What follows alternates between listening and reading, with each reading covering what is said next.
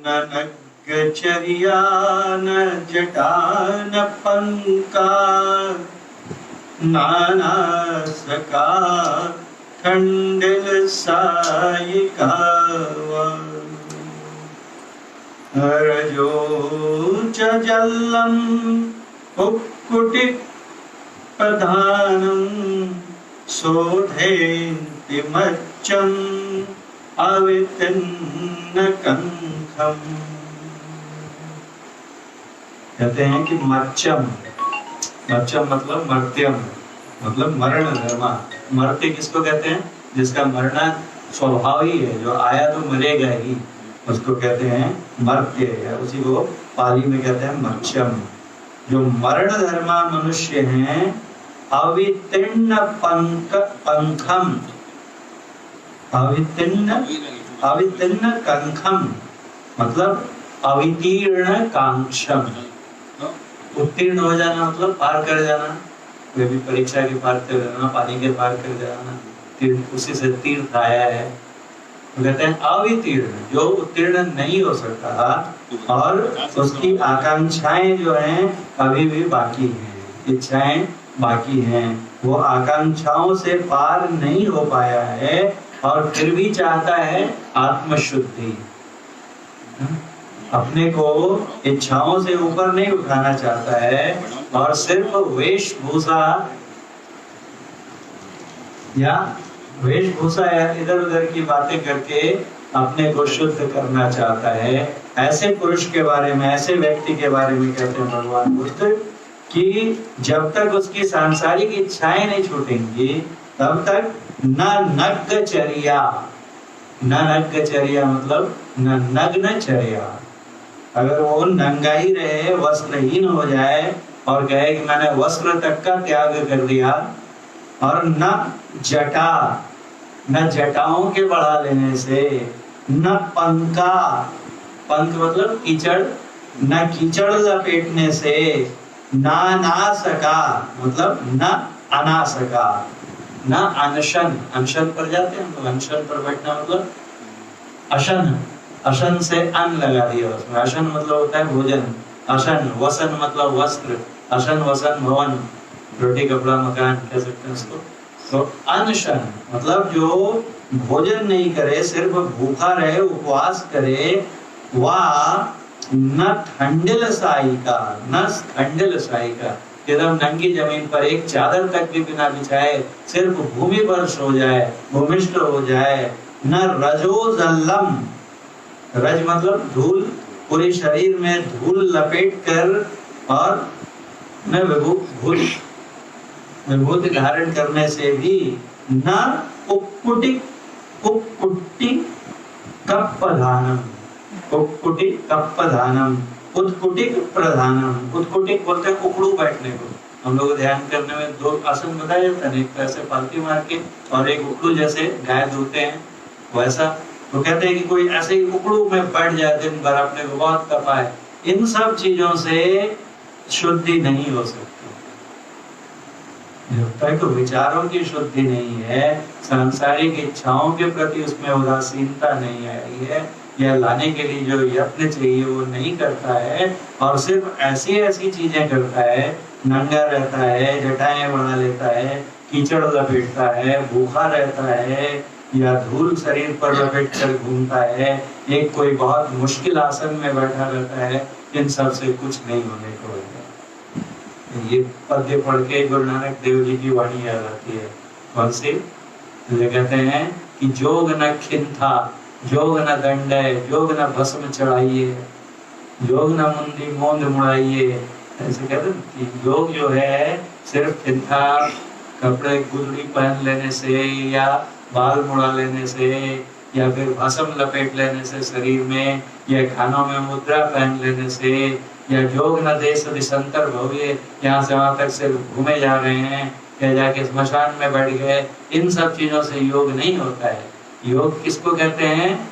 तो कहते हैं एक दृष्टि कर संसार जाने जोगी कहिए सो। जो अपनी दृष्टि को एक करना चाहता है, दोनों आंखों में जो उसकी दृष्टि की धारे फैली हुई हैं उनको सम करना, एक करना जानता है, वो योगी है। सिर्फ गप्पे हाँकने से गली जोग न हुए, गप्पे हाँकने से जो नहीं होता है। देखिए सब संत एक ही बात कहते हैं, क्योंकि सत्य एक ही होता है, सत्य समय सापेक्ष नहीं होता। युग धर्म बदलते रहते हैं, युग धर्म अलग चीज है। जैसे महाभारत का काल देखिए, वहां पर युधिष्ठिर तो धर्मराज थे ना, और उनको जुआ युद्ध क्रीड़ा के लिए चुनौती दी तो जाना पड़ा, क्योंकि उस युग का वो धर्म था कि अगर राजा को कोई चुनौती देता है, चैलेंज करता है गैम्बलिंग के लिए, जुआ खेलने के लिए, तो वो इनकार नहीं कर सकता था। आज के जो शासक है अगर वो जुआ खेलने लगे तो साधारण लोगों पर तो पुलिस रेड करती है ना। तो ऐसे जो आचरण होते हैं, सांसारिक आचरण, वो एक युग नहीं, एक युग में ही अलग अलग जगह अलग अलग रहते हैं। देखिए हमारे भारतवर्ष में वैदिक धर्म में ही जो हमारी क्रियाएं इधर उधर बदल सकते हैं समय के साथ, लेकिन सत्य नहीं बदलता। सत्य जो है समय सापेक्ष नहीं, वो त्रय कालाबाधित, त्रय काल अबाधित होता है। इसलिए संत कौन होते हैं? जो सत्य पर आरूढ़ होते हैं, जो सत्य को प्राप्त कर चुके होते हैं। सत्य का ही बहुवचन जो है उपनिषदों में है संत। तो संत का एक अर्थ ये भी होता है कि जो सत्य पर प्रतिष्ठित हैं, बिल्कुल किसी भी कीमत पर न डिगे। तो जो सत्य पर आरूढ़ हैं वो हमेशा सत्य ही कहेंगे, और उनकी वाणी किसी भी काल में वो एक ही रहेगी। अलंकतो चेपि समं जरेय, संतो दंतो नियतो ब्रह्मचारी, सर्वेषु भूतेषु निधाय दंडम, सो ब्राह्मणो सो समणो सबखु। कहते हैं कि कोई कोई अलंकतो चेपी, अलंकतो चेपी मतलब अलंकृतो चेपी, बहुत सारे अपने अलंकृत कर लिया है, सजा लिया है, एकदम तरह तरह के, मान लिया जाए कि बहुत अच्छी वेशभूषा है उसकी, बहुत बढ़िया वस्त्र पहन लिए, आभूषण पहन लिए, और चंदन कुछ भी ऐसा लगा लिया, बहुत सुगंधी लगा ली, ऐसा कर लिया, तो ऐसे क्या कहेंगे कि देखो शो करता है। लेकिन नहीं, कहते हैं अलंकृतो अपि, अगर कोई बहुत अलंकृत है, सुशब्द विशिष्ट वेशभूषा से संपन्न है, लेकिन समम चरेय, समता में रहता है। अगर वो वेशभूषा कैसी भी हो, एकदम राजसी वेशभूषा है, बहुत ही एकदम, जिसको आज हम लोग बोलते हैं एलिट क्लास के जैसी उसकी ड्रेसिंग है, ये है, रहना है, लेकिन उसका व्यवहार देखिए तो कैसा है। कहते हैं समम चरेय, समता की रहनी में चलता है। संतो दंतो, शांतो दांतो, जो शम की क्रिया में, दम की क्रिया में, अर्थात मनोनिग्रह में, इंद्रिय निग्रह में बिल्कुल निपुण है। नियतो ब्रह्मचारी, एकदम ब्रह्मचर्य में नियत निश्चित रहता है, हिलता नहीं है उससे, ब्रह्मचारी है। और सभ्येषु भूतेषु दंडम निधाय, सभ्येषु मतलब सर्वेषु, भूतेषु सभी प्राणी, चाहे कोई भी हो, सभी प्राणियों के प्रति दंड देने की बात को निधाय, बाजू में रख दिया। कभी सोचता नहीं है दूसरे प्राणियों को पीड़ा देने की। तो ऐसा जो पुरुष होता है, अर्थात जो किसी को कष्ट नहीं पहुंचाता, समभाव में रहता है, जो ब्रह्मचारी है और शम दम का अभ्यास करता है, ऐसा पुरुष भले ही राजसी परिधान में भी हो, लेकिन वो कैसा है? तो कहते हैं कि सो ब्राह्मणो, सो श्रमणो और सब भिक्षु, सह भिक्षु, वही ब्राह्मण है।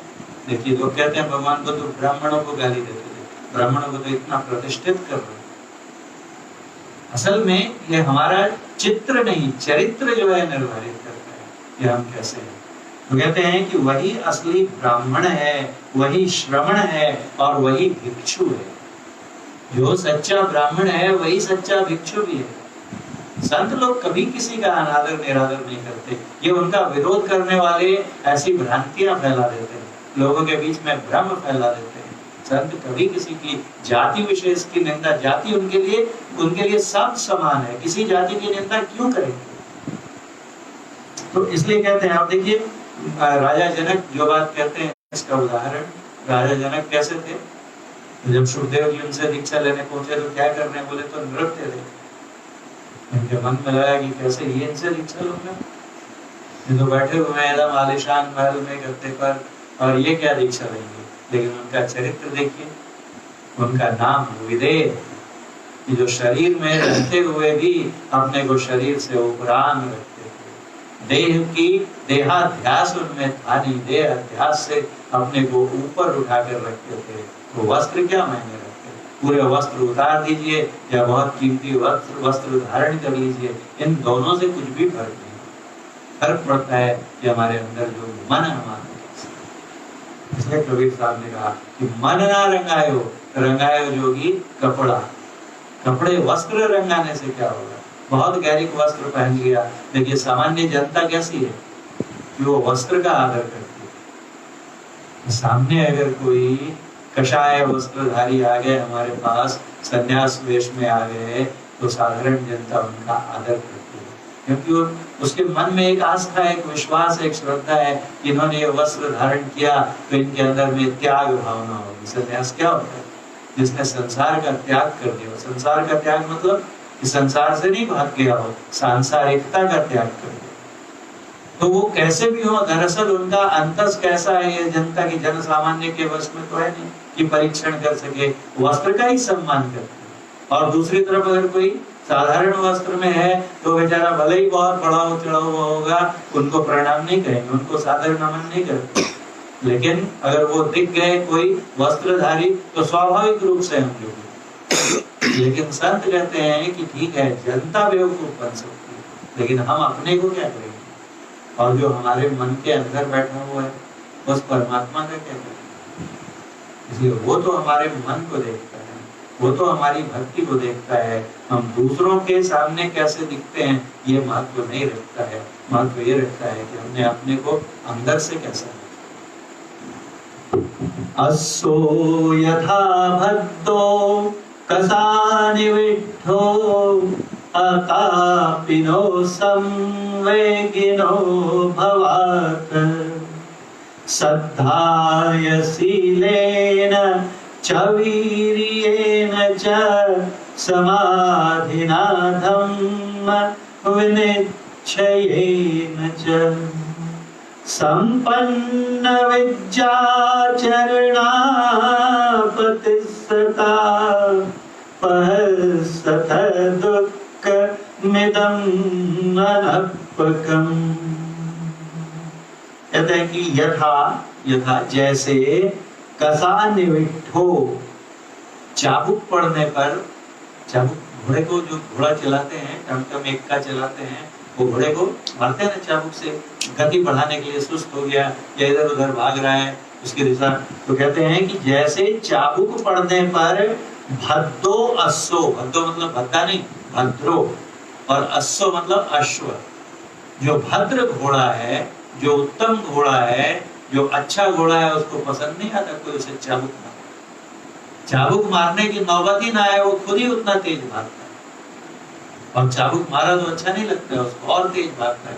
तो कहते हैं कि जैसे चाबुक पड़ने पर भद्र अश्व, उत्तम घोड़ा तेज दौड़कर मंजिल पर पहुंचता है। उसके पहले एक श्लोक छूट गया हमारा, उसको पहले ले लेते हैं, फिर इस पर वापस आएंगे, या पहले इसको ले लेते हैं उसके बाद उसको पहले चले जाएंगे। तो कहते हैं कि जैसे अगर चाबुक पड़ गया उसको तो क्या करता है, और तेज दौड़ता है और मंजिल पर पहुंचा देता है। वैसे ही तुम क्या करो, तो आतापिनो श्रद्धाय शीलेन वीर्येन समाधिना धम्म विनिश्चयेन संपन्न विद्याचरण। क्या कहते हैं, ये आतापिनो, आत्मतापिनो, खुद ही आत्म पीड़ित होकर, जो हम जो दुखों से दग्ध होते रहते हैं, दैहिक दैविक मानस जो हमारे कष्ट होते रहते हैं, मानसिक दुख होती है, उनसे खुद हम जो है उन दुखों से दुखी होकर अपने को सावधान कर लें। कि अब दुखों की चाबुक नहीं पड़नी चाहिए, अब कोई आघात नहीं, मैं संभल गया और तेजी से भागूंगा अपने लक्ष्य की ओर। जो अच्छे संस्कार वाले साधुजन होते हैं, उनको एक चाबुक भी पड़ी, एक भी दुख का झटका लगा, आघात लगा, तो तुरंत संभल जाते हैं और तेजी से भागते हैं अपने लक्ष्य की ओर। वही कहते हैं कि आत्म पीड़ित होकर या अपने मानसिक दुखों से ग्लानि करते हुए श्रद्धाय, शीलेन और वीर्येन अर्थात वीरता, वीर्य, श्रद्धा, शील, वीर्य, समाधिना, सम आदि, व्याधि उपाधि कुछ नहीं, एक समधि जो हो जाए, एक समान बुद्धि में जो स्थित हो जाए, और धम्म विनिश्चयेन, धर्म निश्चय करके, संपन्न विद्याचरणा, विद्या के कहते हैं ज्ञान को, विद्या तथा आचरण से, सम्यक आचरण से संपन्न होकर पतिस्सता, पतिस्सता मतलब प्रतिस्मृता, अर्थात पूरी तरह से स्मृति आ जाए, यानी जागृत हो जाए, होश में आ जाए, पूर्ण जागृत हो। दुःखमिदं अनल्पकम, दुःखम इदम अनल्पकम, अनल, अल्प मतलब थोड़ा, अनल्प मतलब बहुत विशाल, इस अपार दुख सागर को समवेगिनो भावात, वेग पूर्वक तेजी से दौड़ते हुए पहसत पार कर सकते हो। जो उत्तम घोड़ा इसके पहले वाले श्लोक में है, वो कहते हैं निषेधो पुरुषो कोचि लोकन में विज्यते यो निंदम अर्पबोधते अस्सो भक्तो कसामिव। कहते हैं लोक अस्मिन्, इस लोक अस्मिन्, इस संसार में कोचि कोई कोई, कश्चित एक आधा, बिरला, पुरुषो पुरुष मनुष्य, विज्यति विद्यमान होता है। कौन बिरला विद्यमान होता है? तो जो कहते हैं जो हिरी निषेधो, हिरी निषेधो मतलब ह्री निषेधा, जो लज्जा रख कर, अगर थोड़ा भी गलत काम हो गया उससे तो ग्लानि में गड़ जाता है, मुझसे ऐसा कैसे हो गया, चोरी का ख्याल मेरे मन में कैसे आ गया, है ना, दूसरे की निंदा मैंने कैसे कर दी, व्यभिचार मुझसे कैसे हो गया, एक भी पाप हो जाए, निषिद्ध कर्म हो जाए तो ग्लानि पंख में गड़ जाता है और प्रार्थना करता है रो रो कर कि हे ईश्वर, हे गुरु, बचाइए मुझे ताकि दोबारा मुझसे ऐसा ना हो।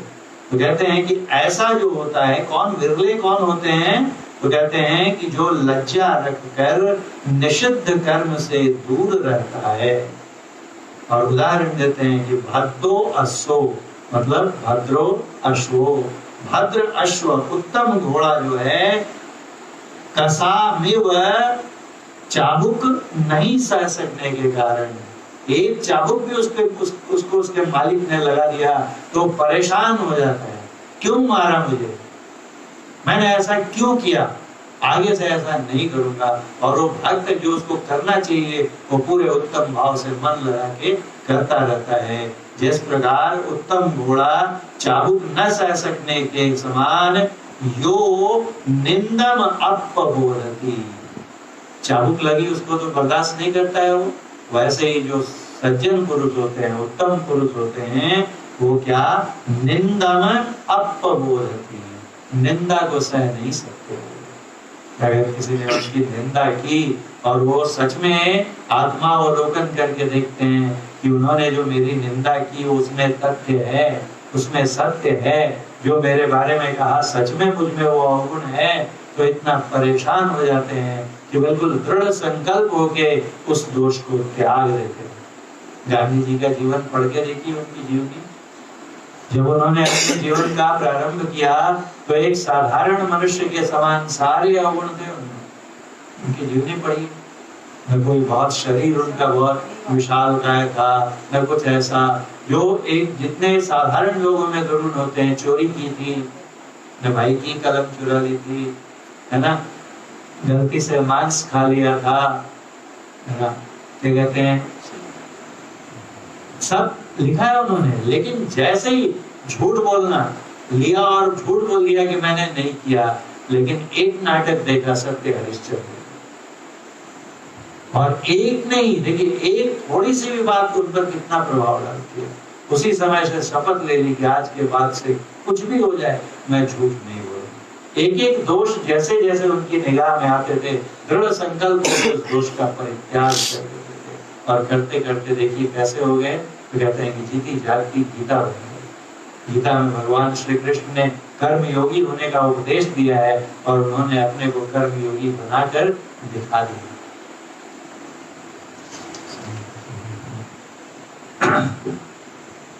उदकम हि नयन्ति नेत्तिका उसुकारा नमयन्ति तेजनम् दारुं नमयन्ति तक्षका अत्तानं दमयन्ति सुब्बता। कहते हैं कि उदकम ही नयन्ति, उदक मतलब जल, नेत्तिका खेत को सींचने के लिए, उदकम नयन्ति जल को ले जाते ना लोग नाली बना के नहर के पास से, और पानी को ले जाते कहाँ तक, खेत तक पानी ले जाते हैं। उषुकारा जैसे कृषक जो है पानी को खेत तक ले जाता है, उषुकारा मतलब इशुकारा जो बाण बनाता है, तीर बनाता है, एरो, वो क्या करता है, तेजनम नमयन्ति जो तीर है उसको झुका करके और सीधा करता है, उसकी नोक तीक्ष्ण करता है। तक्षका जो बढ़ई होता है वो दारुण नमयन्ति लकड़ी को छील छील के उसको शेप में लाता है, आकार में लाता है। वैसे ही जो सच में पंडित होते हैं, ब्राह्मण होते हैं, ज्ञानी होते हैं, वो क्या करते हैं, तो कहते हैं अत्तानम दमयन्ति पंडिता। अत्तानम मतलब आत्मानम, अपना ही दमन करते हैं, आत्म दमन करके अपना सुधार करते हैं। कौन, जो पंडित होते हैं। कितना अच्छा है, ये तो इतने अच्छा विभूषण है। पंडित होना, ब्राह्मण होना, ये तो विभूषण है। और पहले जो हमारी संस्कृति थी वो कर्म पर आधारित थी। मैं जब हिस्ट्री पढ़ता तो उसमें पढ़ा कि एक श्लोक आया है जिसमें बताया गया कि एक ही परिवार है और उसमें सब अलग अलग जाति के लोग हैं। तो जैसा कर्म करता था, कर्म के अनुसार निर्धारण होता था। वो धीरे धीरे थोड़ा सा है ना, हर चीज में विकृति आती है और वो जन्म पर आधारित है। बोलिए प्रेम से श्री सद्गुरु